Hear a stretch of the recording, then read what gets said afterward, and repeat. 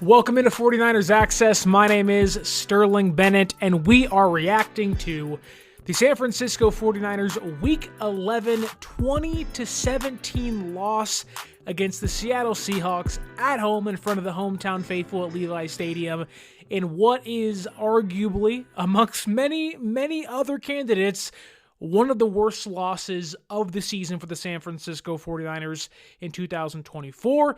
We're going to dive into Brock Purdy's performance, how the defense do, how the offense do, where was Deebo Samuel, what about the future of this team, and why it feels like we are inching closer and closer and closer to maybe some of the hashtag fire Kyle Shanahan conversations becoming more reality.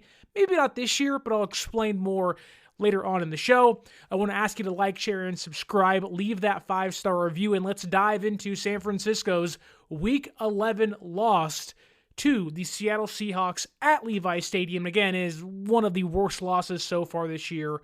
And let's start at the top. The San Francisco 49ers offense looks outmatched. It looks outcoached. It looks like the Niners are a mediocre team at best on offense this year, despite having players like Brock Purdy and like Deebo Samuel and a first-round pick in Ricky Pearsall and Christian McCaffrey's back. It feels like they are treading water. They are an offense that is not able to put together 2-3 consecutive nice plays in a row, positive plays in a row. It's a team that simply gets in its own way too many times. It's a team that, because they make so many critical mistakes on almost every single play, that they have to play perfect football down the stretch to win football games, and of course they haven't. It's an offense that the entirety of the year has underperformed with and without Christian McCaffrey, and you were hoping that, okay, you have the bye week, you get right, you get healthy, maybe things turn themselves around. They've gotten worse, honestly. They look worse. And it's not a Christian McCaffrey issue, albeit he hasn't played his best football in his first 2 games of the year, which should not have been expected by any means, but there's some usage issues with him we'll dive into. But can we just be honest? Can we just be blunt? This team is not good. This team is lucky to be 5-5. This team, yes, in some ways could be 7-3, 7-2, whatever you want to put it. This team could also be 3-7. That's how bad they've played this year. They've escaped against the Buccaneers. They almost won this game, but my goodness, this team has not played good cohesive football, maybe outside of one game, and that one game was against the Seahawks 4 weeks ago now, and even that one was a little closer than you wanted it to be had it not been for some big takeaways from some young players, Mustafa and Bernardo Green, late in that one. But it's a bad game overall. I think that there's so much blame to go around, and I do want to start with the offense because I firmly believe that the offense is the massive and the main issue here. A lot of people in the chat, Calachipto, Bobo, Tommy, I see all there, Joseph, I see on there. Calachipto saying old, washed players are washed. Well, you put it that way, maybe that's the case. Old, predictable play calling gets taken advantage of. I think there's a lot to that. I think that we are seeing a lack of creativity from Kyle Shanahan. I think that maybe it's a theory in my head, but it does feel like Kyle Shanahan the last few years has relied on Deebo Samuel and Christian McCaffrey, and now that he has a quarterback worth something that can play off script, he doesn't really feel the need to be creative. And sometimes it's hard to rekindle that magic at times, and maybe it's just me. Players have to do their job and make plays, and when players aren't making plays, you point to the coach. Okay, let's change something up. Let's do something different here. I feel like I've seen the Niners play the same game 10 times this year. When's the last time we've seen a creative play or we all go, whoa, look at that play calling? It all feels the same every single week, whether it's Purdy having a great game or a bad game or running the football. It all feels the same. I've watched the same 10 games this year. The only difference is at times they've made the one extra play they've had to make that determines the outcome. We have here Bobo saying Kyle the Choke Shanahan is turning Brock Purdy into Jimmy G. We'll talk about Brock Purdy and Kyle Shanahan in regards to how they're their relationship is going to determine the future of this team and the franchise going forward. Not this year entirely, but in the future for sure. Tommy Huxley bluntly says, "We suck." He also says, "Sorensen is dog trash." Joseph Ehrenberg says, "Team sucks assa," which, I mean, it's hard to disagree with all those comments. I feel like are correct, at least for the most part. It's a really bad game. Fans have every right to be angry. I'm angry. This team should be better. I think it's worth talking about, Kyle Chipto says here that this team's deficiencies are covered up by Purdy, Jauan, and Kittle. I think although Kittle didn't play today felt very much like they were playing 2-on-11, 3-on-11 at times on offense and defense. It was a Purdy, Christian McCaffrey, and Jauan Jennings show, and that shouldn't be the case when you have Deebo Samuel, who has been AWOL all year, outside of the game against Seattle the first time, in which one play carried his entire box score. He's not the same player. He's older, sure. All the talk of best shape of his career, which he was in coming into the year. Deebo looked tremendous in training camp. It feels like he left his best reps on the practice field in July. He's not the same guy. He's not an impact player. He has the fakest box score I've seen so far this year. It's like, I'll get it to you in a second, but Deebo is, from what he was to begin his career, an all-pro, an ascending player, gave him a massive contract, that has been a letdown. Deebo, last year, late in the season, was really good. But the injuries, the lack of play in 2022, he has been a detriment to this team for a lot of his time under that contract. And I love Deebo. I think Deebo is one of the best Niner receivers of all time, at least in the last 25 plus years, which isn't saying much, but still. I like Deebo. Deebo's a great guy, but don't you dare point that finger at Jake Moody, who rightfully so deserved it, for missing 3 straight kicks, and then come out there today and lay this goose egg. When George Kittle's not playing, okay, you got to have your guys step up. How dare you get into the face of your kicker, which again, rightfully so, he deserves that, but how dare you walk out there with no George Kittle and say, you know what, I'll give you 5 touches for 21 yards. You can't separate. You're not good against man coverage. You can't run routes. I love Deebo, but this, to me, at this point in time, he has some of the fakest stat lines in the entire league. 13 touches, 77 yards week 1, 10 touches, 100 yards in week, 3 or 2 against the Vikings, and 5 touches, 72 yards, 4 touches, 20 yards, 7 touches, 117 yards, and 1 touchdown, 9 touches, 86 yards, 8 touches, 76 yards, and today, 5 for 21. Just not good. Some of those are great. 7 touches, 117 yards, good football. But he's been he's been AWOL. He's been a ghost. Out there for this Niners team. And in a game where you are fighting for literal survival in the NFC West, if the Niners, well, they did lose. So coming into today, before the game actually happened, had San Francisco won, their odds of making the playoffs would have been 71%. It's pretty good. You're almost there to clinch in a spot. You'd be 6-4, 6-4. You're feeling good. You're tied with the Cardinals for first place. You have them again. You sweep Seattle for a second straight time. Oh, here comes San Francisco. Out of the bye week, you're 2-0. Here they come. They have a 40% chance to make the playoffs, following a near Super Bowl win in which they only really have 2 serious injuries, that being to Javon Hargrave and Brandon Ayuk, who, even though he played this year, wasn't really a factor. It's not injuries. They just suck. And in a game like that where you have to have big plays, San Francisco, I think, had 1 or 2 explosive plays today? No, they had 3 explosive plays, 1 by CMC, and they had 2 by Jauan Jennings.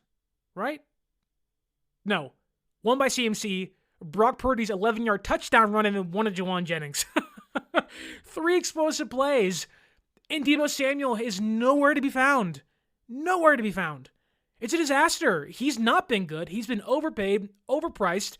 And don't get me wrong, go get your money, Deebo, but my God, you have to return your investment. Be worth the paycheck you're getting. And I'm not someone to call for someone's job or whatnot. It's not what I'm going to do, but the future of Deebo Samuel in San Francisco looks very bleak.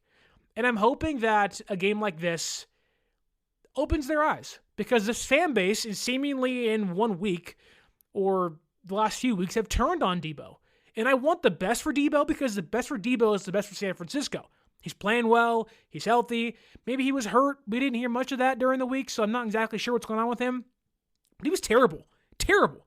He averaged 4-ish yards a play. He had a negative run on end around today. He actively cost San Francisco more than he helped. And you can go through all the stats. You can argue most of the touches he has are just, give me here's 3 or 4 yards here or there. And I love Deebo. But if he's not going to be a factor in the offense, why are you playing him? And I'm not saying bench him. I'm saying feature him more. Because 5 touches in a game where he looks so disinterested with the football. Like he doesn't care. Like he doesn't want to run routes. When he gets the ball, it's nonchalant. Like the Deebo Samuel we saw in 2001 right now, and the Deebo Samuel we saw late last season is the anomaly. It's the outlier. Deebo has never been that good ever again. And maybe it's in there somewhere. I certainly hope it is. Deebo, when he's on, is one of the best players in football. He's a playmaker. But this year, in what could be his last year in San Francisco, he's stinking it up all over the place. And in the game where you don't have George Kittle, Ayuk's going to be out the rest of the year, and you're looking for answers. Now, Deebo Samuel, who used to be the first person you turn to hey, pick me up, give us a spark, get some explosive plays, he's become the last person you turn to. I am not shocked, or I wouldn't be shocked if, well, it's not going to happen, but if it were me, I would rather put the ball in Pearsall's hands, who was a non-factor today, and Jacob Cowing's hands, who got hurt today. Like, those guys are young, they're hungry, they want to prove themselves. What is Deebo playing for at this point in time? A Super Bowl? 5 for 21 is not going to cut it, and they ain't going to get you there. I mean, hell, you're 5-5. You may not even make the playoffs with days like this. Terrible. Joseph Ehrenberg says here, team needs to be gutted and rebuilt. I'll push back a little bit, but I do think there is some serious conversations that have to be had. Javon Hargrave could be gone. Deebo Samuel arguably should be gone. If he's going to give you 4 for 21 the rest of the year, there's serious conversations to be had. Robbie439 says here that George Kittle proved his worth today by not playing. And it's unfortunate that that statement has to be true, because this team was able to survive and stay afloat without Christian McCaffrey. And you're hoping, okay, CMC's back. Okay, you should be able to still survive with Christian McCaffrey and Deebo Samuel and Jauan Jennings and Ricky Pearsall. You should be able to win football games without George Kittle.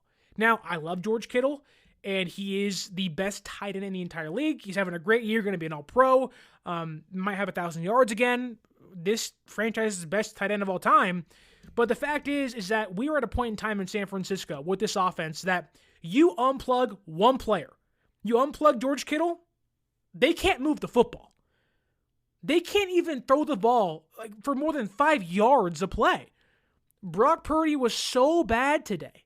I get it, he had 2 touchdowns, well, whatever. But he has, Kittle and Laurie, you hit it you hit it right here. Kittle has carried the offense all season long. Yeah, George Kittle has been a large part of the passing offense all year long. It's been George Kittle and then Jauan Jennings. And then somewhere 6 feet deep, it's Deebo Samuel, Ricky Pearsall, Cowing, Conley, Ronnie Bell, Brandon Ayuk, I guess you can put him in there too. It's just, there are so many offenses you point to and go, okay, they have one star. Take away that one star, the offense changes, right? But with this offense that is as loaded as anybody else's, at least on paper, CMC and Deebo Samuel and a ascending Jauan Jennings, Ricky Pearsall off the getting shot in the first round pick, and Brock Purdy, the MVP or finalist last year. This offense should be averaging at least 24 points a game. At least. They can't even get 20 points a game. The Niners this year on offense, and I have a lot of stats to read, and I hope you'll stick with me here. The Niners this year on offense that's this loaded, as Joseph calls here, vanilla, has no creativity at all. At least if CMC isn't open, Brock has to figure out the rest. This offense this year has scored under 24 points 6 times. They've played 10 games. The majority of their games, they're not scoring 24 points. What is that? This offense, in 3 games, has scored under 20 points. 20 points. This team is not playing good. They're not executing when it matters most in the red zone. Today they couldn't even get to the red zone. It was so bad. This team has continually played down to mediocre and underwhelming defenses and opposing teams. They're playing down to the Rams. They don't have 2 of their top receivers. They don't have half their defense. They're playing down to, at times, the Patriots, who they beat, mind you, but still. They're playing down to the Seahawks that gave them a turnover, that put the ball on the ground in regards to getting the Niners on their own side of the field. The Niners had ample opportunity, just like the rest of the games this year, to put this one out of reach. And I'm so tired of hearing this from Nick Bosa. And I love Nick Bosa, who apparently hurt his other oblique today. He may not play against the Packers next week, which, funny enough, all of Seattle's points today came with Nick Bosa off the field.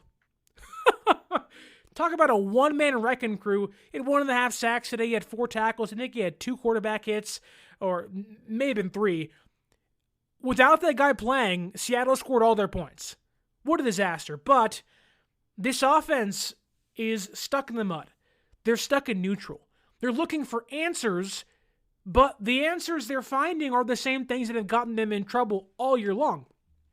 It is vanilla, Joseph. There is no creativity. It is an offense that is so reliant on, or at least in previous years, we've all been told this, just believe in the scheme. Oh, just trust it. That's the quote. Just trust it. Has this offense given you anything to trust this year? I don't trust this team. I don't trust this offense. I don't believe that this offense can score 24 points the next 7 weeks. I don't believe it. If you ask me today, and I get the defenses have their problems, but who would you rather have on the field?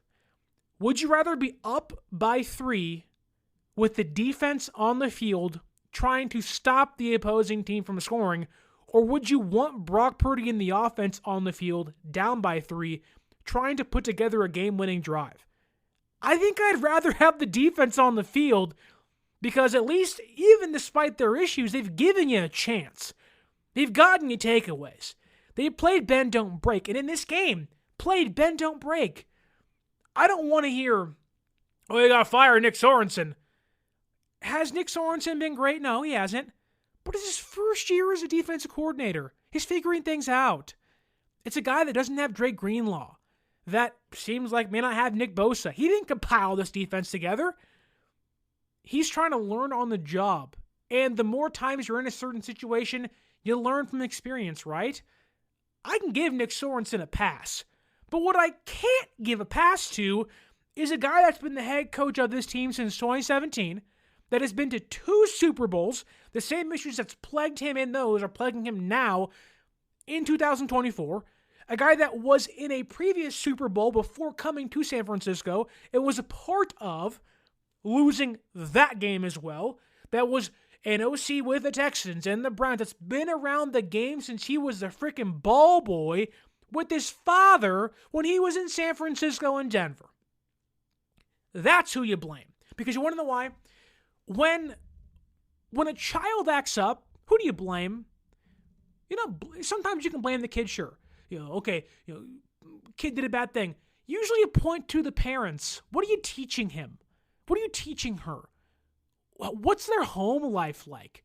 Okay, apply that to the NFL. If a player doesn't execute, okay, player's fault. But if it happens over and over and over and over and over again, who do you blame? What's inside the building like? What are those meeting rooms like? What's the preparation like inside of Niners HQ right now? This offense feels like it's never looked before, like it's never felt before. Every time they walk out on the field, I go, be lucky to get 35 yards compared to last year. Here comes 7 points.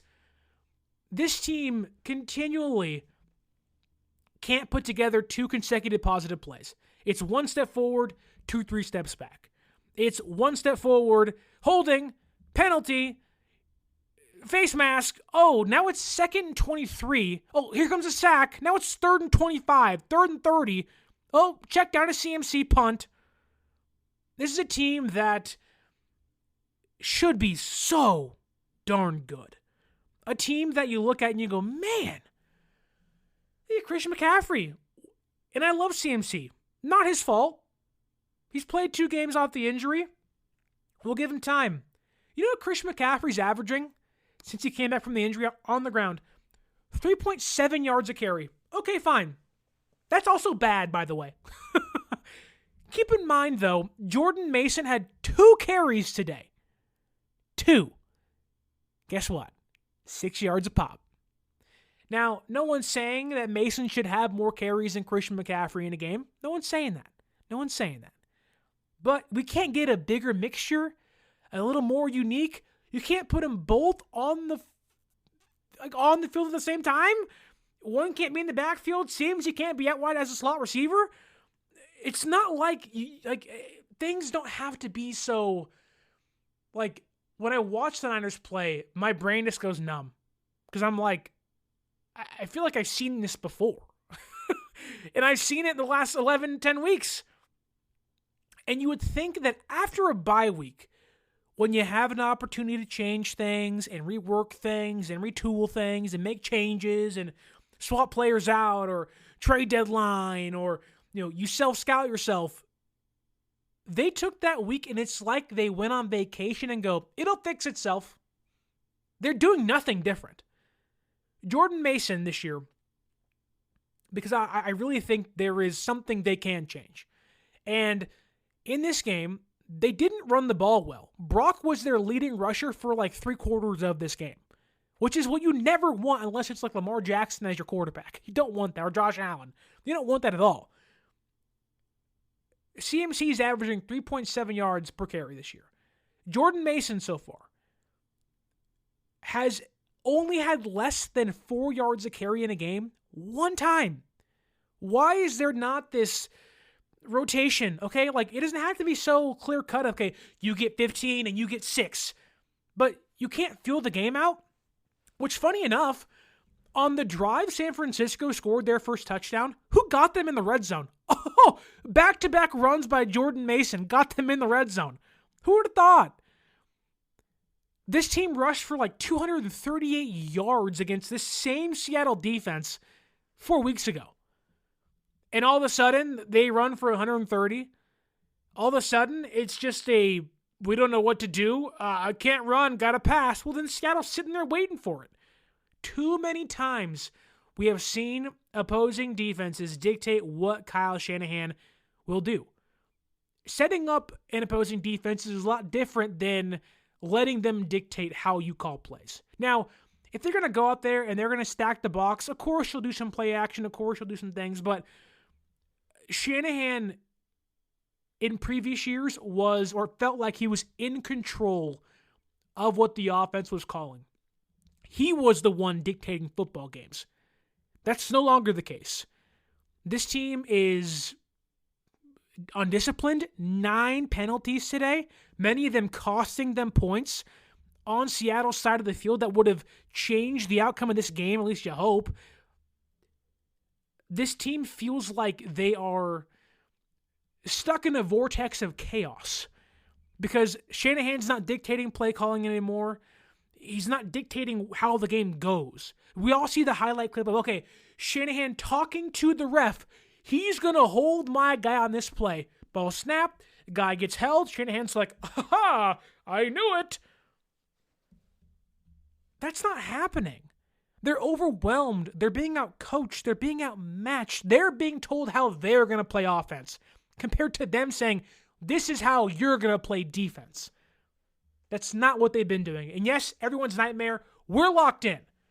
Because my God, this team is not good. Not good at all. I'm behind on comments. I'll get to them all. Lori Matthews says the defense isn't the problem. You're right, Lori, it's not. You're right. This team this year, this Niners team this year, looking at their schedule, if you go back and look at all the games they've played, if I can bring it up for you really fast on my phone, look at all the games they've played this year. Against the Seahawks, 20 points given up. Against the Buccaneers, 20 points given up. Against the Cowboys, only 24 points given up. Against the Seahawks, 24 points giving up. Cardinals, 24 points. 13 to the Patriots. 23 to the Vikings. 19 against the Jets. They're 4-3 in those games of 24 less points given up. That's not a defensive issue. And yes, the defense on third and longs, and I get, didn't put a QB spy out there on Geno's last touchdown run. I get it. There are certain issues to point to on like particular play bases and like situational plays. But when it comes down to it, you wouldn't need to be in those situations if your offense just scores points. Which I don't think it's unrealistic to expect an offense with a former All-Pro, 2 former MVP finalists, the reigning Offensive Player of the Year, a first-round pick receiver, and Jauan Jennings having a career year, who you just gave a nice chunk of money to score more than 17 points against the Seahawks defense that was 24th in the league coming into this game, starting 3 different linebackers than you saw 4 weeks ago. I don't think I'm being crazy. I don't think I'm asking for too much. Bobo says here, the fans at the game should have booed them off the field so they got the message. I'll tell you what, if you're watching the game on TV, fans did boo them at halftime. Niner fans booed their own team at halftime. And guess what? In the second half, it got worse. Second half, it got worse. This team, Nick Bosa said in the post-game press conference, he said, all we have to do is get in the dance. You're right, Nick. All you got to do is sneak in there and everything will fix itself. Hunky-dory, you'll feel great. Oh, we got in as the 7 seed against the number 2, which at this point in time, who would that be? Not Atlanta. No, well, the Philadelphia Eagles? Yeah, you'll get your ass kicked. Sorry, Nick. And can I also be honest with you, Nick? I love you. You're a heck of a player, and I hope you get healthy soon. The way you're playing, there ain't going to be no dance for you, brother. No. We can start having the honest question that, hey, you're 5-5. You're in last place. You didn't get any help this week. You lost to the Seahawks. They now own the tiebreaker over you. You're 1-3 in the NFC West. The Packers won today. That don't help you. The Rams won today. That didn't help you. And the Cardinals didn't even play this week. You had every chance to win this game. You had the perfect 3-game stretch post-bye week. Oh, the Bucs with no Mike Evans and no Chris Godwin. Oh, the Seahawks off the bye week. Oh, Geno, he's not that good. 3 new linebackers, here we come. You blow that one. The Packers? Well, they're having a pretty good year, but they've been kind of off a little bit at times, inconsistent. Oh, perfect 3-game stretch to claw your way back up into the NFC playoff picture. Perfect 3-game stretch. Bucks from the wild card picture, you knock them down a peg. Seattle's there, knock them down a peg. Go to 2-3 in the division. You beat the Packers in Lambeau, NFC wild card opponent maybe. Knock them down a peg. You're tied maybe with those guys or 1 game behind them. You're right there on the precipice of being something worth talking about again. And what do? You crap it all away. The Niners went out there and took a massive turd. They barely escaped the Buccaneers last week. And they came in here like, oh, got it all locked up, man. Get the boombox out. Who gives an F if that's what you're going to do? Put your head down and start digging dirt out of the hole you built for yourself. Robbie says here, got to stop force-feeding CMC the ball, especially in the fourth quarter with the healthy and fresh Mason. He was the closer, remember? What the F happened here? Yeah. I don't know when this has happened last. Jordan Mason walked into week number 8 as the NFL's 4th leading rusher and has carried the ball less than 12 times in the last 3 games. And I am so confused as to why. I get it, he was banged up, he had the shoulder problem, fine. But the last 2 games, why is Jordan Mason not even touching the football? I'd rather they do a 3-man rotation. CMC gets 12 carries, Mason gets a 6 to 8, Grendel gets 2 or 3 here or there. I mean, Shanahan, my God, he's going to get CMC killed. He's coming off a serious injury in which, albeit nothing's torn or nothing popped, something can very easily tear and pop. And he is riding him like nothing changed. And I get it, he feels good. That's cool and all. But when you see something that works, why would you go away from that? The game didn't dictate don't use Jordan Mason. That's Kyle Shanahan. Nope, CMC, get out there. CMC, get out there. Nope, CMC. CMC. Put Jalen Moore at backup tackle, or backup tight end, and not try to give them a different look. 2 running back look. Don't put CMC in the slot and put Mason in the backfield. You can use both those guys at the same time. It's very mind-boggling. Mind-boggling. Robbie, in regards to Debo, says he isn't a running back anymore, though. It doesn't work anymore. Kyle Chipto says this: Debo without Yak is a bottom receiver. He's slow, can't run routes, can't contest catches.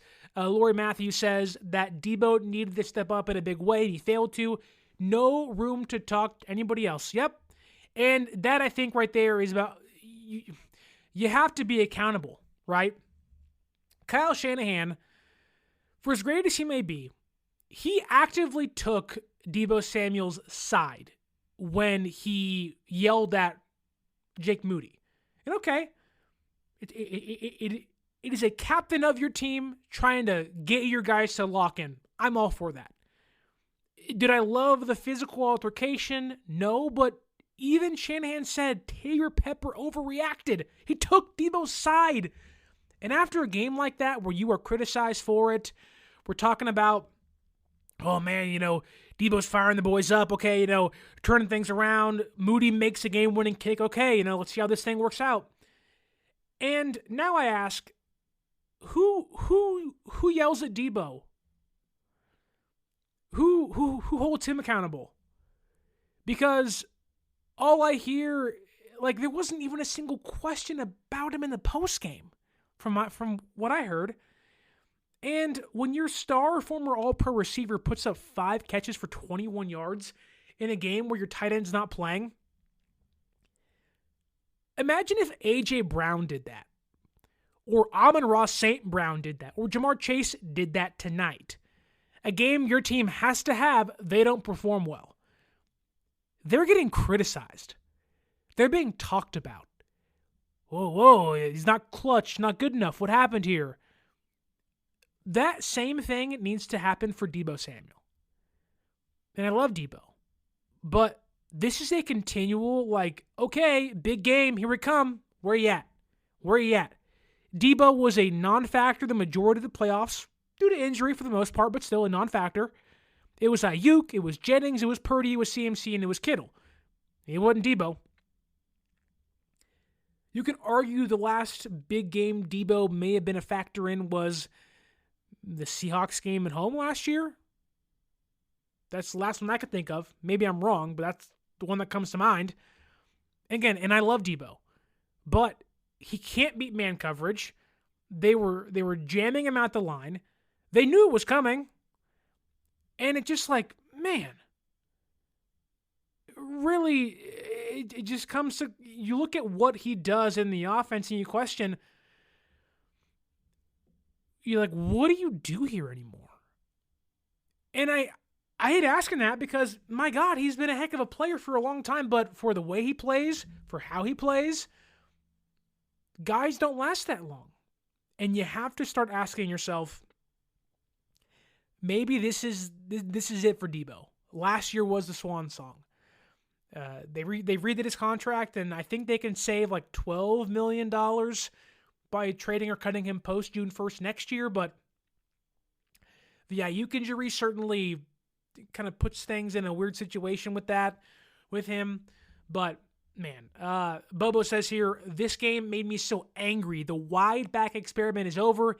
It didn't work not one time this year. I can argue even last year. The Debo Samuel backfield stuff has not worked. Not worked. At all. At all. Lori Matthews says here, injuries definitely impacting them still. Even if guys are playing, they're banged up. Still missing Dre Ufunga Ward on defense as well. But I'll tell you what, Lori, yes, you're right. Defense played well. Defense has done their job in limiting the opposing team in scoring points. This is an offense that should be scoring 27 points a game. In this day and age of the NFL, this is an offense that should be scoring at least 24 a game. They can barely muster 20 on a good day. 17 today, 23 last week. It's an offense that, despite the injuries to the defense, they keep trucking along. They keep figuring things out. Even on the last drive of the game, despite them giving up that game-winning touchdown to Geno Smith, they got a few sacks. It wasn't like they were just giving up big play after big play. The Seahawks had to earn that drive. They had one big run to end the game. They had one before that, but it wasn't that big. But they had like one really big play. The defense was getting sacks without Nick Bosa on the field. Floyd had one. Gross Matos had one. I think Devondre Campbell's played his best kind of 3-game stretch of the season the last 3 weeks. I thought Lenore was good. Green was okay. He wasn't great today, but he was good. Yadam got an interception early in this game. It's just like the offense has ample opportunity to score points and just aren't. And the defense, despite the injuries they have, are still coming to play every single week.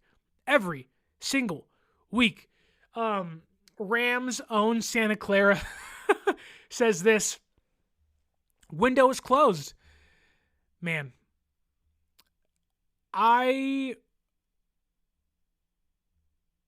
It's hard to disagree with the fact the window is not closed. Because they're 5-5, right? And if the window's not closed, which, okay, you want to pay Brock Purdy big money, fine. Cool. Next year, CMC's there. Brandon Ayuk hopefully comes back and is somewhat okay to play. I'm not sure how his knee's going to recover.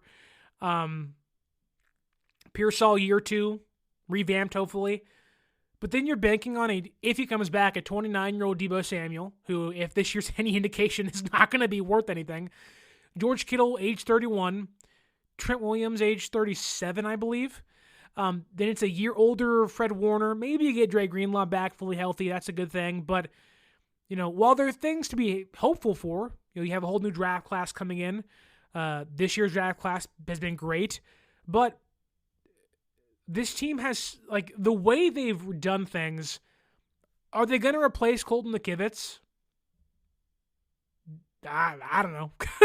I don't have trust in that. Jake Brendel's been terrible this year. Do you think they'll replace that with a rookie? I don't know. They could have replaced Alex Mack with a rookie and said, nope, not going to do it. Jake Brendel, career backup, be your guy. I don't know. This team has missed on countless third-round running backs and receivers, third-round tight ends, drafted a kicker in the third round, a punter in the fourth round.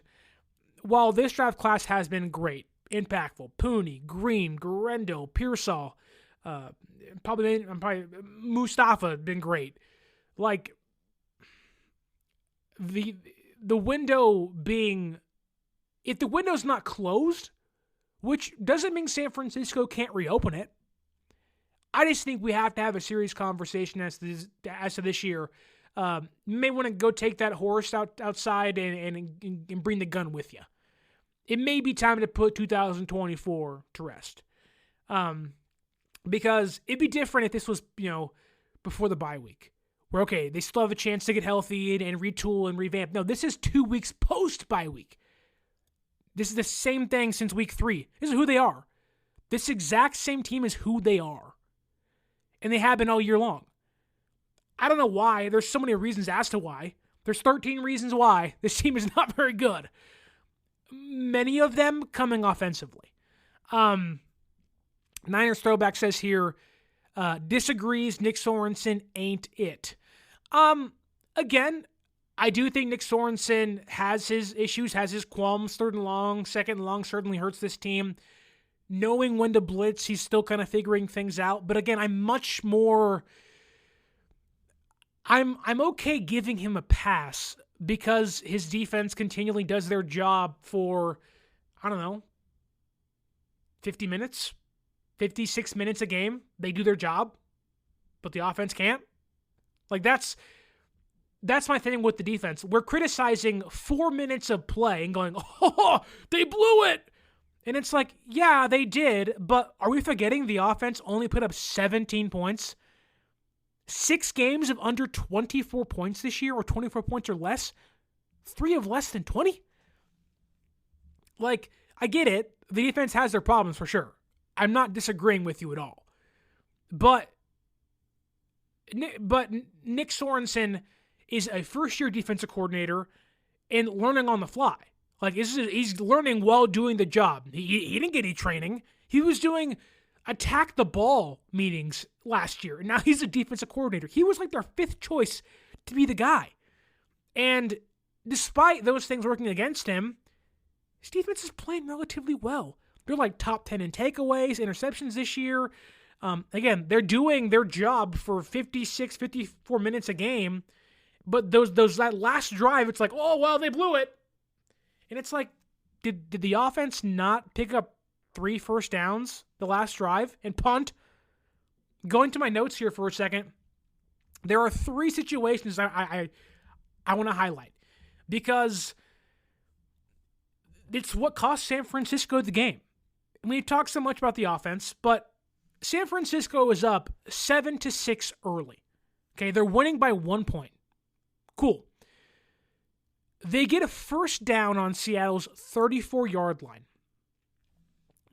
First down on Seattle's 34-yard line. You'd expect, okay, this is when they pick things up.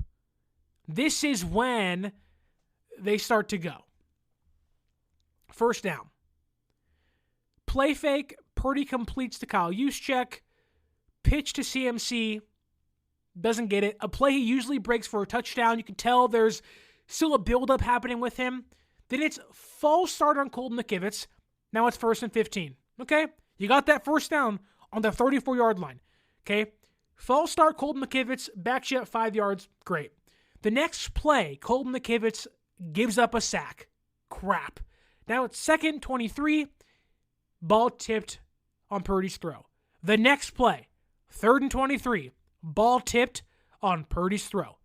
Negative of 28 yards by San Francisco's offense via 2 false starts and 1 holding and the Colton McKivitz sack. You have a first down on the opposing on Seattle's 34-yard line, and you move back 28 yards because you're undisciplined. 2 false starts, not knowing where to be. That's on coaching. That's on, hey guys, hike on 2. Hike on 1. That's on coaching. That's undisciplined nature of players. That's coaching. If it happened once, okay. Happened 9 times today, which inherently isn't that bad, but when you're a team that can't put together cohesive drives, when you can't get these massive 2-minute, 80-yard drives because you're not getting explosive plays, you have to do the small things perfectly. You know, I always point to this in recent weeks, mainly talking about kickers in special teams. Look at the Pittsburgh Steelers today. They beat the Ravens. He didn't score a touchdown. It was all field goals. If you have fantasy, Chris Boswell gave you 24 points on field goals today. You want to know why? They play great defense, they don't get called for penalties, and they execute the small, minute details, knowing, hey, look, we may not be great on offense. We got a stout defense that can hold opposing offenses down, which San Francisco's defense, albeit hasn't been great, they've done a good enough job. But San Francisco isn't disciplined. They're not doing small things right. They're actively hurting themselves offensively, thus losing football games like this. Number 2 scenario. They're still up 10-6. Geno Smith gives you the ball right back. Interception. The drive starts on the 27-yard line. San Francisco gets to Seattle's 16-yard line. Okay, we're cooking. We're cooking. You can get a first down again. Next play. Holding on Aaron Banks. Great. 1st and 20. Next play. Illegal formation. 1st and 25. Moved you all the way back. You were Seattle 16. Popped you back 15 yards. Check down to CMC. Purdy scramble. Another check down. Boom, field goal. You're on the 16-yard line, and you shot yourself in the foot twice. Aaron Banks was terrible in this game. Jake Brendel was terrible in this game. Cole McKivitz was terrible in this game. The only guys worth anything on the offensive line is Trent Williams with a bum ankle that can barely walk, and Dominic Pooney. San Francisco, thankfully, still up 17-13. Okay, you're feeling pretty good. Trying to milk the clock, put this puppy away, escape with the victory. All you gotta do was get 3 first downs. Run by CMC. Run by CMC. Oh, holding on Seattle. You got 1 first down. The next play, a pitch to CMC. Doesn't go anywhere. -1 yard. Okay. Seattle has 2 timeouts. Okay. Do you want to make Seattle use those 2 timeouts? Make them have to burn those timeouts, only giving them, if you don't get the first down, a 2-minute warning? Maybe if you make them use timeouts, maybe that clock runs out. Maybe it's 1 less play. 2nd and 11. The play of the game, arguably. Amongst many others. The game really shouldn't have even got to this point. But 2nd and 11. You have Greg Olsen saying, now would be a great time to use play action. They're stacking the box, so I wouldn't be surprised. Play action here. And I'm like, okay, I don't hate the play action. You get him to bite on some cheese, get somebody open downfield on a little crosser over the middle, fine. I'm cool with that. Great. They call the play action. Not to Jauan Jennings, who at this point has 9 catches for 91 yards and 1 touchdown. Been your dog the whole game. Not to that guy. Not to Ricky Pearsall, the guy you drafted to separate in man coverage. Nope. To Deebo Samuel, who can't separate from me. And I'm 220 pounds and work out twice a week. Purdy throws the ball behind him. Lucky he didn't get picked off. Bad ball. Bad play. Okay, now it's 3rd and 11, and you complete the pass to Jauan Jennings, and you have to punt. And then on the punt, this is the thing, on the punt, the Seahawks don't have anybody back there. It's just 11 guys lined up for the block. And I'm thinking, okay, Now's a great time to just little pooch that sucker over the line of scrimmage, let that puppy roll for about 15, 20 yards, or at least hang that sucker as high as you can inside the 10 and give your gunners a chance to go catch the ball. Or maybe, because you did it earlier in the game, kick the ball out of bounds. It's not a penalty. Kick the puppy out of bounds at the 5 or the 10. I get it. It's harder than I'm saying it is. But with nobody back there to field the punt, what do? They freaking call a timeout. They don't snap the ball and just punt it away. Then on the actual punt, the guy the new punter, Pat O'Donnell is his name, he just line drives that sucker for the end zone. And I'm just like, what? No hang time, no out of bounds, no coffin corner Madden 2005, mini camp drills that we all used to do. We were 8 years old. None of that crap. Just nope, right to the middle of the touchdown of the end zone, just sitting there. And I'm like, what? Who's responsible for talking to these guys? Hey, here's the plan. Here's the goal. Here's what we're gonna try to do. Is that Brian Schneider? Is it Kyle Shanahan? Is it both? Why is no one talking to their players like, hey, O'Donnell, if there's nobody back there, just pooch that sucker over and let it roll. Give our guys a chance. Okay, fine. That's a plan. Second plan, hey, if someone's back there to field it, guess what you do? Hang that sucker high or kick that sucker wide. That's all you got to do. Nope, down the middle. Then 80 yards later, touchdown, game's over with. Now, does a play like that determine the outcome of games? No, not entirely, not exactly, but it's small stuff like that. When your offense ain't moving the football, when they're only scoring 17 points a game, where they're getting called for holding and penalties and illegal formations and false starts continually, it's small stuff like that you're like, okay, that's the difference in games like this. You're asking your team, because you're not executing offensively, to thread that needle, to be perfect everywhere else. And when your defense is darn near perfect for a lot of the game, the Seahawks had 13 points with 1:42 left. And people were like, well, the defense blew it. It had 13 points. No, they didn't blow the game. No, the offense didn't score points.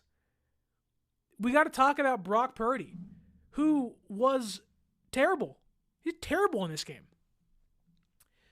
Brock Purdy was 21 for 28, 159 yards passing, 5.7 yards per play or per throw, 1 touchdown, 1 interception. He was sacked twice, and he had 40 rushing yards. So overall, 199 yards, 2 touchdowns, and 1 interception. Now, inherently, that doesn't look bad. Doesn't look bad at all. But only 149 yards through the air against a pretty bad Seahawks defense. That, okay, you can give credit to Seattle. Good on you guys. You came to play.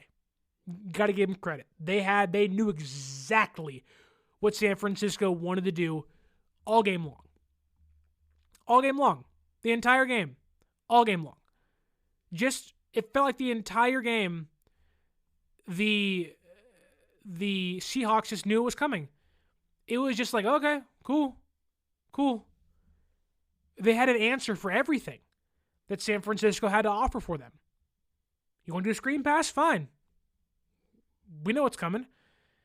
And this is where I want to talk about the fire Kyle Shanahan crowd. Because while that's not going to happen this year, nor should it, I do think that we are getting to a point of not that conversation in regards to firing Kyle should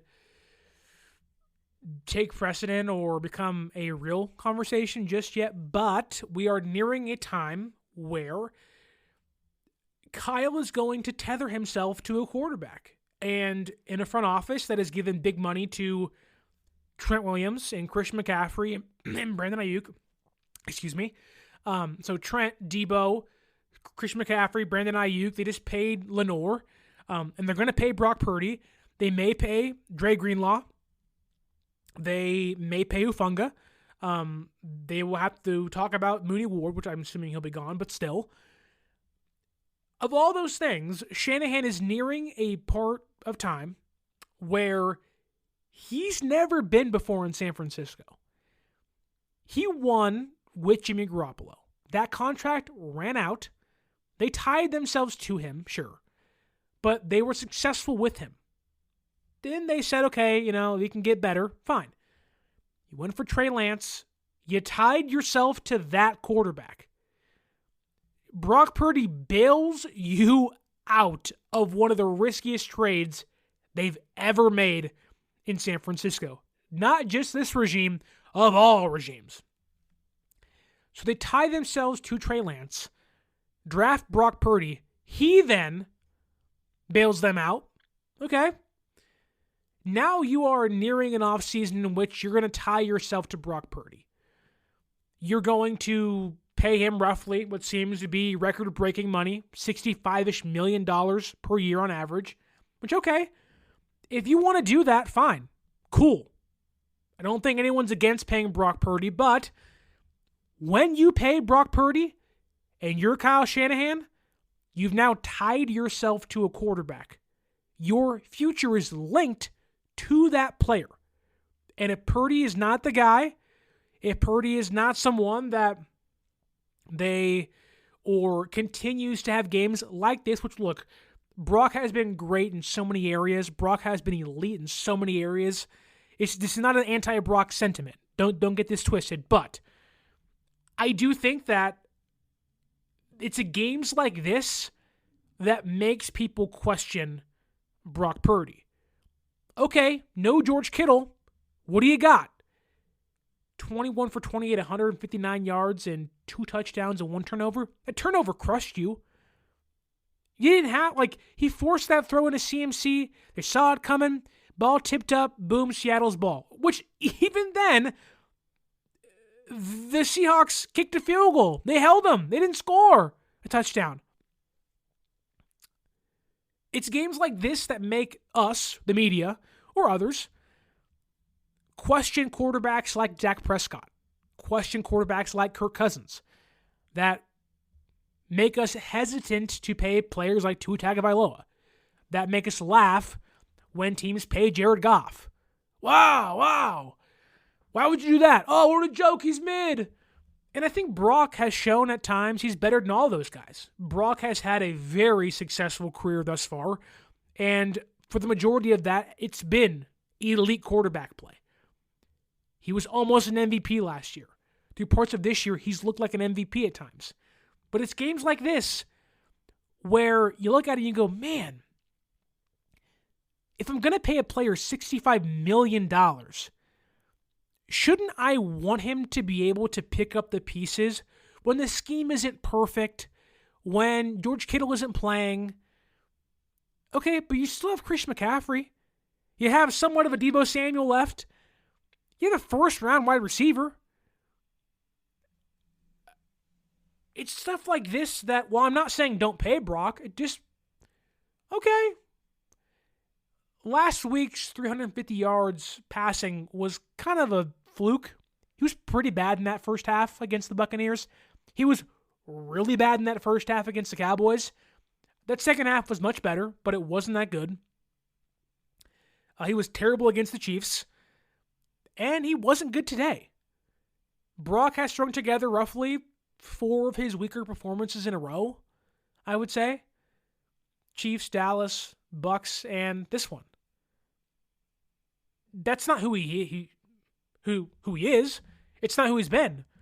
But the last 4 weeks, yeah, you've won 3 of those games, or 2 of those games, or 2-2. But you can be a lot better. Brock knows you can be better. He'll tell you, I gotta be better.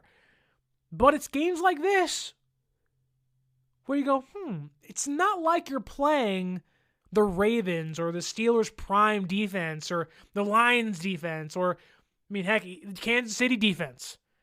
Okay, you play bad against Spagnuolo, we get it. It's Spagnuolo's defense, so they got you. But a game against the Seahawks, you can't muster more than 160 yards. And really, it's not even about the yards. It's mainly about you can't get in the red zone more than 3 times. You got the ball twice on the opponent's 35 and less, and you can't get more than 3 points. That's what I'm talking about. And look, I'm not saying don't pay Brock, but it's just, man, it really just makes you say, okay, if we are going to criticize quarterbacks like Dak, like Kirk, like Jared Goff at times, and others in that conversation of kind of the middle-tier quarterbacks, the 12 to 20 quarterbacks, which I'm not saying Brock's there. Brock has played top 10 the last 2 years, in my opinion, but I just think that this is a real conversation we have to have now. Now, maybe it turns around and we all look back and go, who was that weird 4-game stretch he had? Man, that's weird. But, well, I don't think that they're going to not pay Brock. They're going to pay Brock. It's going to be a lot of money. But I do think that, when you pay a player, you should be excited, right? Oh, they paid Debo, yay! Paid Kittle, yay! Paid Fred, yay! Paid Bosa, yay! And look, stats aren't everything. Stats are for losers, honestly. But when it comes to Brock Purdy, honestly, are you excited if San Francisco pays Brock Purdy? And I love Brock, and I think that he is much better than what he showed today. I think Brock, his legs are just incredible.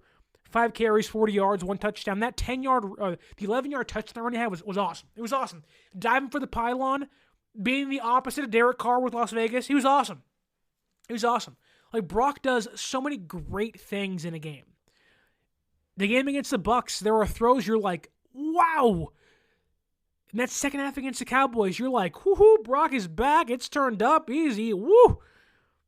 But the last 4 games, there's been a lot of ups and downs, ups and downs, ups and downs. San Francisco does not win if Brock turns the ball over. That's not where you want to be. And look, you're right, everyone's worst nightmare. Brock is the best quarterback they've had in the last 30 years. I agree. I'm not saying don't pay him. I'm not saying I'm out on Brock Purdy. I am firmly in on Brock Purdy. He has been my 7th and 8th best quarterbacks in football in my quarterback rankings. But I think the issues we're seeing is, okay, when the scheme doesn't work, when it's having an issue, when things aren't right, mainly in this game, what do you got? Game on the line, give me 3 first downs. What do you got? Now, I more so believe that it's a schematic issue than a Brock Purdy issue, mind you. I think that Shanahan has, I don't want to say lost his fastball, but more reliant on the off-speed stuff, right? Which you can see coming a mile away. Mile away. He is Tommy Canely in this past postseason. It was like 16 innings of straight changeups. The heck's going on?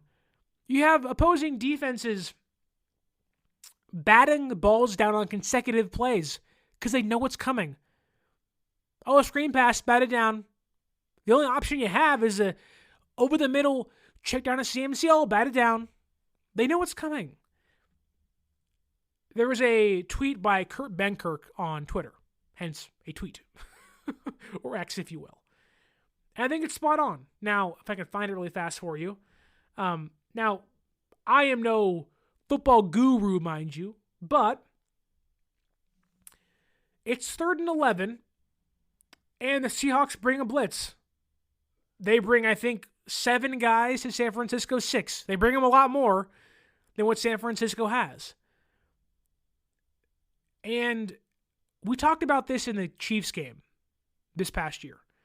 About my biggest concern wasn't that San Francisco personnel-wise couldn't match up with KC offensively. It was the protections of, and we saw in the Super Bowl. Okay, who are they bringing? Where are they bringing them from? Spags will hide everything. It happened against the Vikings. with Brian Flores, who was blitzing out the wazoo. This idea that there's a fixed answer in every play they have is insane. Now, doesn't mean it's always wrong. Not every play do you have to change protections and whatnot. Sometimes the answer in the play that's designed is there. And I think that you look at what the Chiefs do and the Packers do. They have no problem giving their quarterback the freedom to change protections. And one of those is Patrick Mahomes, who has won multiple Super Bowls and MVPs, and one of them, Jordan Love. Jordan Love has had nowhere near the success that Brock Purdy's had, yet he's been able to kind of been given the reins a little more than Purdy has been, which is weird, and it's odd, and it feels very much like, I don't know if it's like a Shanahan, like I'm cocky, I'll just do what I say, which goes back to the just trust it statement he always says. Just trust the scheme and the system. It'll work itself out. Okay, well, it's not working. Why would I trust it when it's not working? When the plays you're calling with the personnel you have is not working, wouldn't you think, okay, let's change something up here. Let's make a pivot or an adjustment. And it's shocking that that's the case. Because, you don't have to make all these catastrophic changes and alter the entirety of the offense, but I think that the Niners this year, they look so out of sync, people want to overhaul stuff. That's not the case. But the time for changes is over. You're not going to change stuff like that in the middle of the season. You use bye weeks for those things. Well, that was 2 weeks ago. This is who they are. And I think that, the just trust it mentality in regards to Shanahan's scheme is great now when it's working.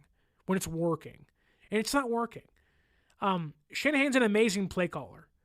But the lack of adjustments in an ever-changing league, the landscape has changed so much.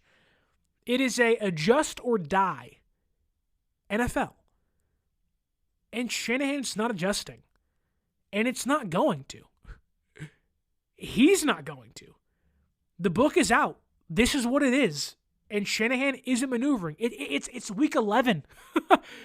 This is week 11, folks. They need an offseason to retool and figure things out. That's why I have little faith against the rest of the league. They got the Packers and Lambeau. Do you believe they'll win that game? They can. San Francisco could win every one of their final games. I believe that. Now, the odds they do in my head are like 10%, but they also, in my head, are firmly on the odds of they might lose every single game. They're going to beat Green Bay in Green Bay. You're beating the Bills on the road. The Dolphins are playing better football. You're beating the Bears at home. You got the Rams again at home. The Cardinals at home. You beating the Lions. There's reasons to believe this Niners team could realistically lose every single game they have remaining on their schedule. And that is terrible for a team that was, I don't know, what was it, 9 months ago in the Super Bowl? 9 months ago in overtime in the Super Bowl? It's just baffling that this team continues to have these issues. Like, we're in the middle of the year. This is it. This is who they are in 2024. They may get hot, sure. But the odds are they just kind of float their way and flounder through the rest of the year and hoping they can get some help along the way. And the thing is now, they're behind, and they're behind all three teams in their own division. They no longer hold the tiebreaker over the Seahawks. Currently, they don't have the tiebreaker over the Rams or the Cardinals. That could change, but still.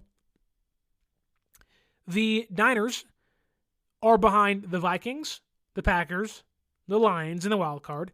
They're behind the Falcons in the wild card.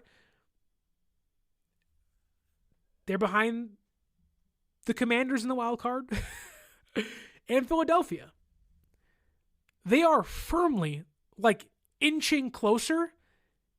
They are closer to a top 10 pick than they are a playoff appearance. And honestly, it's what happened? What happened with this team? What exactly went wrong? Because it's so ugly where you don't really have any answers. What do you use CMC more? No. He's not been great the last 2 weeks. You can certainly use Jordan Mason more. I'd buy into that. Can Brock play better? Yes. I think he will play better. George Kittle get back healthy, great. But now you're playing the Packers, who have a good running game, which San Francisco's run defense has not been great this year. They have, it seems 5 different offensive receivers that can burn you. A pretty good tight end in Kraft.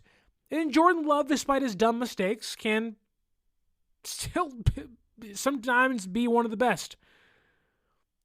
It's not getting easier. It's only getting harder. And I think it's time we face the fact that the season might be over. Now, we'll be faithful still, watch every single game and tune in and be here previewing games and reacting to games and whatnot. That's what we do. But a game like this is so demoralizing because it's there. You can see there's light at the end of the tunnel calling your name. Oh, beat the Seahawks. You beat the Bucks, you beat the Seahawks, beat the Packers. Okay, there's an avenue to rekindle some magic. I don't think there's much magic left in this season. Now, I don't want to be all doom and gloom. There is a lot of things they can do to get better. Again, get Mason involved, Kittle's back healthy, but then Debo is there, and you want to get Debo involved more, but I don't know. This is one of I started podcasting about the team in 2020. That was a really bad year for San Francisco for a lot of people. Really bad year. And that year was tough, but at least you can point to, okay, well, Jimmy's hurt, now he's back, but he's playing hurt, now he's re-injured, and Mostert tears his ACL, and Bosa tears his ACL, and, you can point to all these injuries, okay, that's the reason as to why their year was derailed. And I don't think I'm wrong in saying this, that I think this team mentally, and really, I think this team, in some ways physically, but more so mentally, I think this last Super Bowl loss broke this team. I think that when you lose the first time, okay, your response is revenge. Revenge tour, going to find ourselves back there one day. We're going to get back. And then you have the perfect scenario right in front of you. Niners, Chiefs again. You're feeling good. You've gone through 2 years of hell. You lose to the Rams in heartbreaking fashion in 2021. In 2022, Purdy's arm gets snapped. You lose all your quarterbacks, and just, okay, the season falls apart. Okay, 2023's here. You're 13-3, 13-4. You're looking great. You're healthy. You escape the Packers and Lions. You have the bye week. Okay, it's Niners, Chiefs again. You can undo what was that 2019-2020 playoff season. You could literally rewrite history. And you get there, and you have them. You got them right where you want them, and you let them out of your grip. That there, I think, demoralizes you more. I think it breaks your spirit. Then you have an off season of, okay, you lose the Super Bowl. Now you got to pay Ayuk, but he holds out the entire time. Oh, you got to pay Trent. He isn't there the whole time. Pearsall gets shot, Grendo's in and out of the lineup, and okay, you have Burford breaks his hand, and Felice Channel gets hurt, and Chris Montos then gets hurt, and you have all these guys on the field all the time. Okay, it's a chaotic offseason. You got a new defensive coordinator in there. Okay, all this stuff's going on. Meanwhile, you're trying to put away a Super Bowl loss, compartmentalize it, and then build yourself back up while trying to prepare yourself for a brand new football season mentally that you're just not really in for. You're not really into it. Now, I think they'll try, and they have tried. I just don't think San Francisco is in a position to, because of that second Super Bowl loss to KC, I think it crushed them. I think it completely derailed them mentally to a point of they ain't got a second gear. This ain't Fast and Furious. They ain't got nitrous in the tank. They ain't got some turbo. They ain't Dom Toretto, folks. It ain't about family. This is simply, we're exhausted. We're tired. We're injured. And guess what? We're mentally just drained. It may be better for this team. Like, would you rather go to the playoffs and lose in the first round? Or not go to the playoffs at all, get healthy, retool, give these guys an extra 2 months off, get them refocused, revitalized, make them go, okay, that's what we're missing. That's what you got to get back to in 2025. I think there's a clear-cut answer in what I'm proposing to you. Now, I ain't saying giving up, but I do think there's a lot of value in, take baseball, for example. Baseball is 162 games and a month of playoffs, and sometimes taking an odd year off to rekindle the even year magic works, right? Well, San Francisco has been so good for so long. 2019, 2021, 2022, 2023. And all of that hurts. You get broken, you get bruised, and mentally you're just like, oh my God, we didn't win again. Like, I gave everything I had. I have busted shoulders, and I have broken ribs, and Greenlaw tears his Achilles, and now we're in week 11, and we're 5-5 in last place. I think it would honestly be better for this team to not make the playoffs, if it meant being better next season. Now, look, nothing's promised, mind you, but it's just the way they've played. Like, honestly, do you have faith this team can make a run? Because this was supposed to be the run, and they're exactly where they were 4 weeks ago, 500. They are exactly where they were 4 weeks ago, last place, because they couldn't put the Rams away. They couldn't put the Cardinals away. They couldn't put the Seahawks away. There's a stat here on Twitter via Nick Wagner of ESPN. If I can find it for you in a second. It sums up everything perfectly.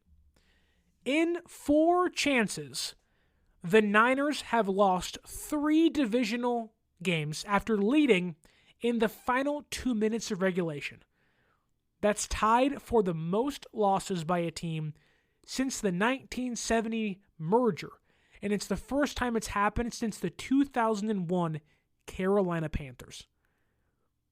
You talk about this team being bad or below the expectations set by themselves and for them, it's historically bad. It's historically playing below the expectations set for yourself. It's historically a letdown in every single facet of the word and sense. It doesn't matter how well Brock Purdy can scramble or how big of the stat line he has. For once, well, I wouldn't say for once because Jordan Mason fumbled the kickoff. That's somehow out of bounds and wasn't that bad.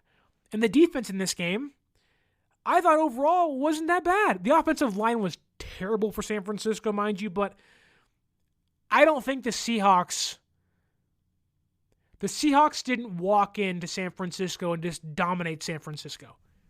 Looking at the team stats quickly here before we end, The team stats are San Francisco had more first downs, was better on third down, but had, what is that? Had 12 less yards with one more drive, the same yards per play, a little less passing yards, same amount of turnovers, more rushing yards. It came down to penalties and a lack of execution when you got into Seattle's side of the football field.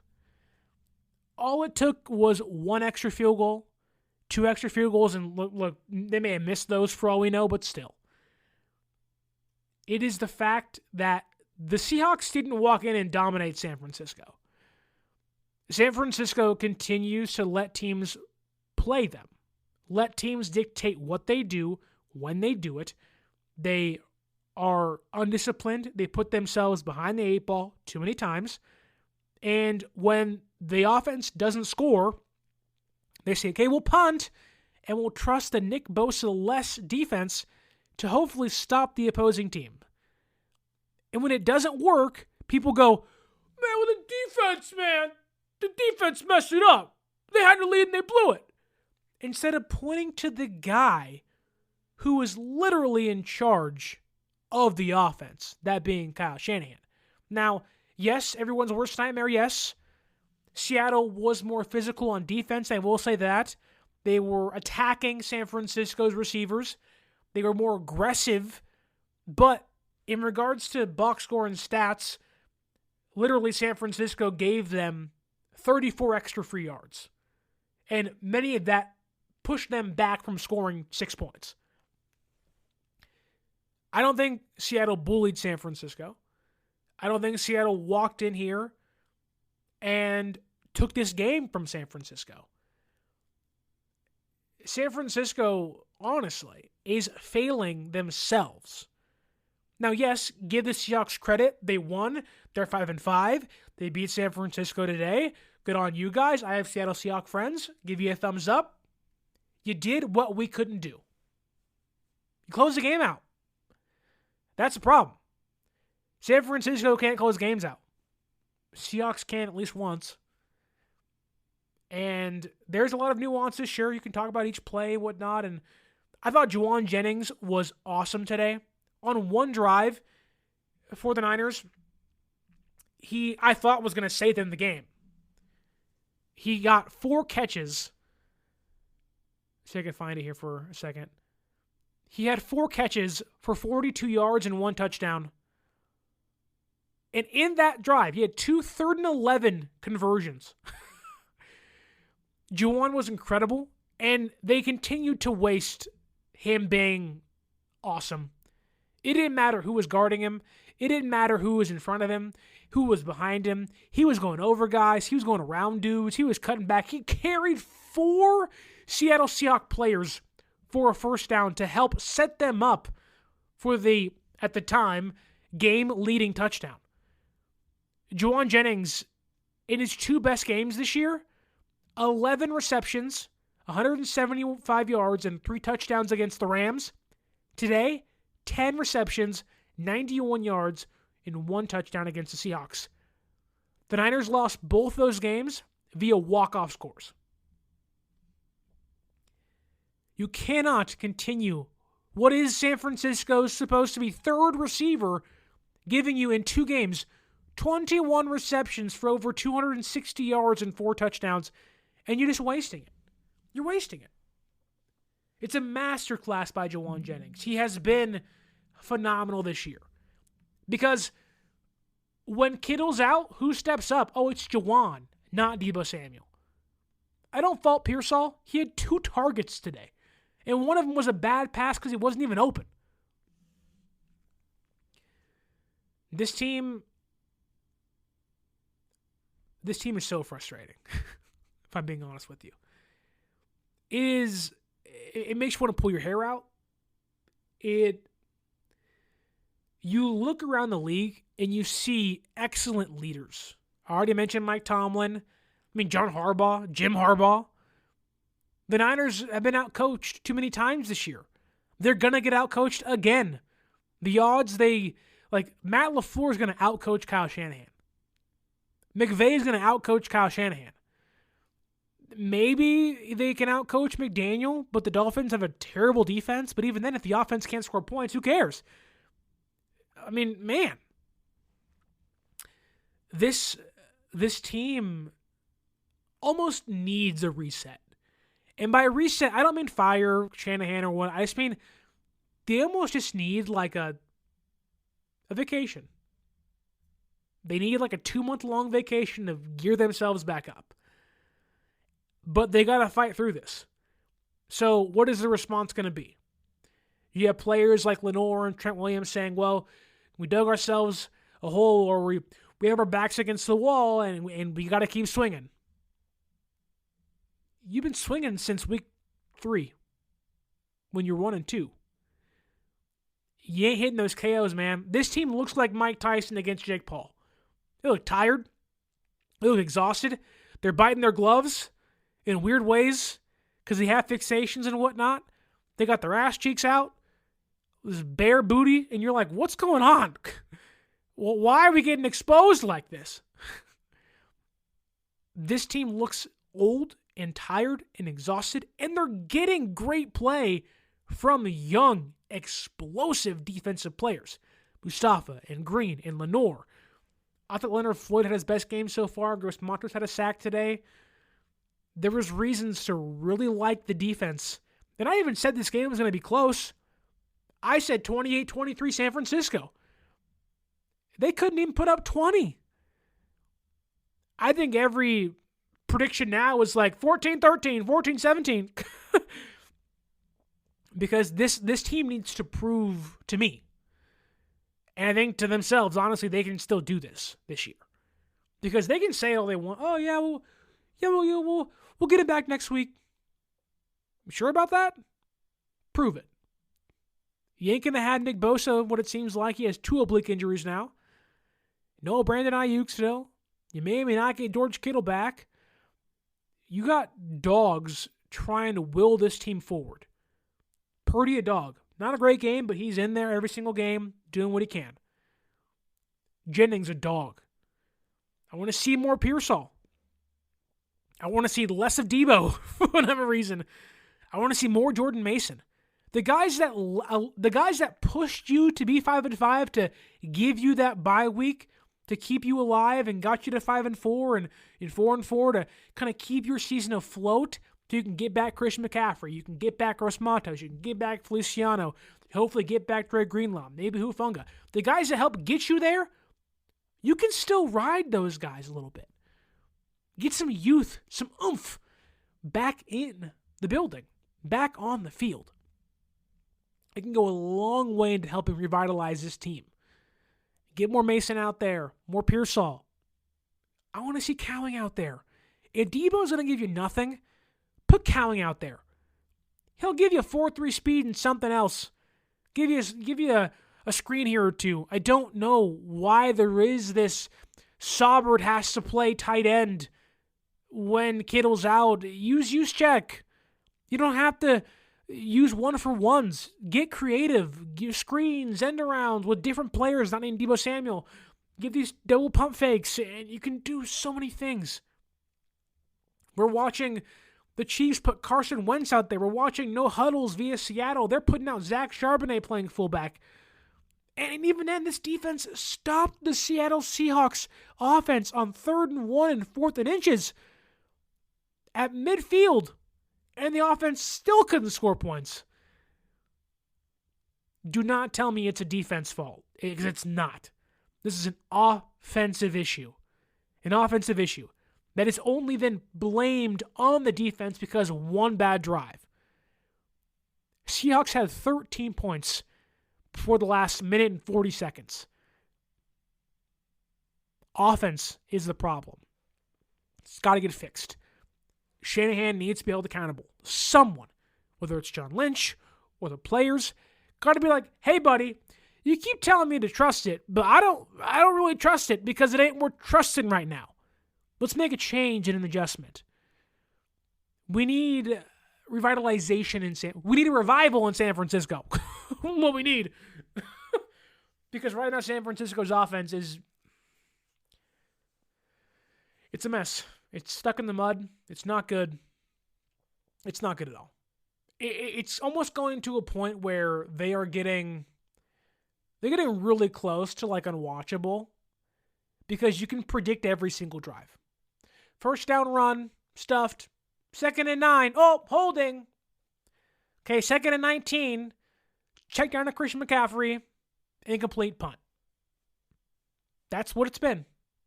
That's what the first drive was. What that last drive was. Like, it's just a really bad display from what's supposed to be a really good football team. And it's honestly embarrassing. Like, you cannot tell me this team is happy with what they're putting on the field. Okay? Then it's up to them to fix it. And I have a really hard time believing that's going to happen this year. But we shall see. We shall see. Hopefully next week against the Green Bay Packers, they can turn things around, get a lot of help. We're anti-Rams, anti-Seahawks, anti-Cardinals. And man, oh man, oh man. This team can be a lot better than who they've been, and I'm hoping that they can turn things around because we need something to believe in, and they have given us very, very little to buy into thus far in 2024, and by the time it's over, which could happen in the next 3 weeks or so for them if they don't win games, man, oh man, oh man.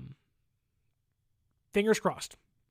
But look, they're 5-5 at 500. Yes, in last place. A lot to dislike from today. But the beauty of football is you have next week. You beat the Packers, okay, fine. You lose to the Bills, which they beat the Chiefs today, which, thank God. Although it's just setting up for a Chiefs-Bills playoff matchup where the Chiefs beat the Bills and somehow go on to win their 3rd straight Super Bowl. Because Taylor Swift descends from the rafters and catches the game-winning touchdown pass and whatnot. It's going to be crazy. But anyways.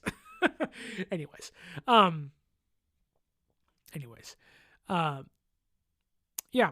Niners lose today, 2017, in heartbreaking fashion. Geno Smith giving San Francisco fans the night via Stephen Curry. Wow. But they lose 20-17, now in last place in the NFC West, not where you want to be for a team that was supposed to be in the Super Bowl conversation. And for a person like myself that assumed and predicted they weren't going to go to the Super Bowl, I didn't expect it to be this bad this season. But let's hope things can work themselves out in the near future. Hopes are high. The expectations are also very, very low at the same time. But if you could, follow us on social media at 49ers_access is the Twitter. 49ers.access is the Instagram. You can also go to all the audio podcasting platforms, Apple, Spotify, Google, whatever you listen to. Give us a 5-star review. That honestly helps the show out the most. 5-star reviews, leaving a like and a comment down below. What did you think of this game? What was your biggest takeaways? What do you think of Brock Purdy's performance? Where would you rank this among one of the worst losses this season? Tell me down below in the comments. Hope you like the show. Like, share, and subscribe. Leave that review. If you want to go watch your Niners play this year, as Jason PDSI says, wow, how many Niner YouTubers are there? There's a lot of us. And yes, Jason, I believe this was a season-ending loss for San Francisco, but time will tell. And Keys says, Debo needs to get that podcast canceled. Talking too much, you ain't playing that often. That's all I got to say. Yeah, leave that review, like, share, subscribe. I hope you follow us on social media. And if you want to watch Niners play this year, or if you're a Warrior fan, you want to watch the Golden State Warriors play, go to SeatGeek.com and use our promo code 49ersaccess. It's 49ERSACCESS at SeatGeek.com to save yourself $20 off your first purchase. If you're waiting for injury reports or what's to come in the next week or so for your favorite football team, NBA team, or MLB team. Go to sportspider.com. Latest articles, podcasts, and news for your favorite teams all in one place just for you. As Keys says, we done. The show is also done as well. I want to thank so many in here. Keys, Joshua Mars 22, Jason PDSI, everyone's worst nightmare. I think it's Jesus. It may be Jesus M. Thank you so much. Lori Matthews, Bobo, F. John Jr. I don't know what the last name is. I'm not going to try to say it, but thank you all so much in here. Kawachito is in here. Rams own Santa Clara was also in here. Jim Everett was in here as well. So many of you at the top and bottom. I want to thank you all for watching and listening. Hope you leave that like and share. Santa Clara Fella says Kyle needs to go. Not going to happen this year, but once they tether him to Brock Purdy and pay Brock, we can have that conversation depending on how this team performs when they pay Brock that big money. But I don't blame you. It's a tough loss. Thank you all so much for watching and listening, liking, sharing, and subscribing. My name is Sterling Bennett. Enjoy your Monday Night Football tomorrow, and let's look forward to Niners and Packers Week 12, Lambeau Field, a 125 start next Sunday. Hope you had a great weekend, and as always, my name is Sterling Bennett, and stay faithful.